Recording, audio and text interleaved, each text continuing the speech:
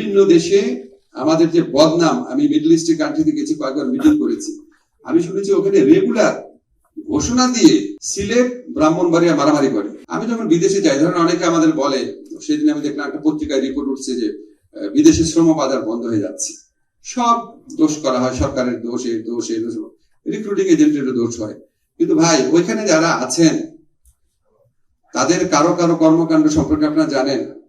বাহরাইনে লোক পাঠানো বন্ধ হয়েছে বিকজ মালিকের গলা কেটে ফেলা হয়েছিল, বাহরাইনি মালিককে হত্যা করা হয়েছিল।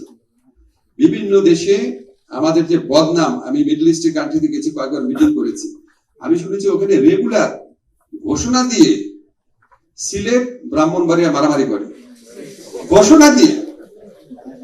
এবং সৌদি আরবে একটা জায়গা আছে যে জায়গাতে বাঙালি টেরররা, মাস্তানরা গিয়ে বাঙালিদের থেকে টাকা ছিনতাই করার জন্য, লুট করার জন্য বাসায় ঢুকে কোপায় হাত বিচ্ছিন্ন করে ফেলে, এমন ঘটনা আছে। এগুলি কি মিথ্যা কথা ভাই? ওই জায়গার পুলিশ বলে, ওরা পুলিশকে, আমরা পুলিশকে খবর দেন না কেন? বলে খবর দিলে যেই দোষী আছে আর যারা নির্দোষ আছে সবাই বের করে দিবে, এই জন্য কাটা হাত নিয়ে আমরা অপেক্ষা করি। এখন এই কাজগুলা কয়জন করে?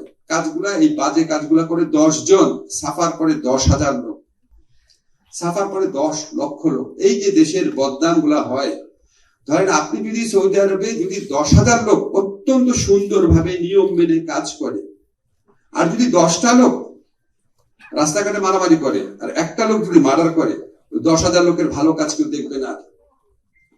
আপনাদেরকে যেগুলা, মানে আমাদের যারা প্রবাসী ভাইরা আছে, আপনাদেরকেও আমাদের সচেতন হইতে হবে যে আপনাদের 1 লক্ষ 10 লক্ষ লোকের জীবনকে বিপন্ন করে দিচ্ছে, দেশের স্বার্থকে, দেশের ইমেজকে নষ্ট করে দিচ্ছে মাত্র 10টা 20টা লোক।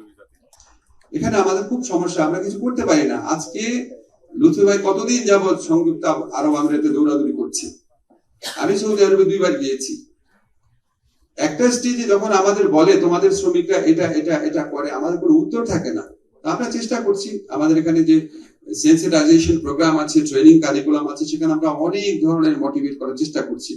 আর ভাই, আমাদের সবাইকে মনে রাখতে হবে, আমাদের যে কালেকটিভ স্বার্থ আছে, সমবেত স্বার্থ আছে, দেশের স্বার্থ আছে, এটার দিকে তাকায় আমাদের এই যে 10টা 20টা লোক এই ধরনের কাজে জড়িয়ে থাকে, তাদেরকে, মানে এই প্রবলেমটাকে আমাদেরকে সলভ করতে হবে।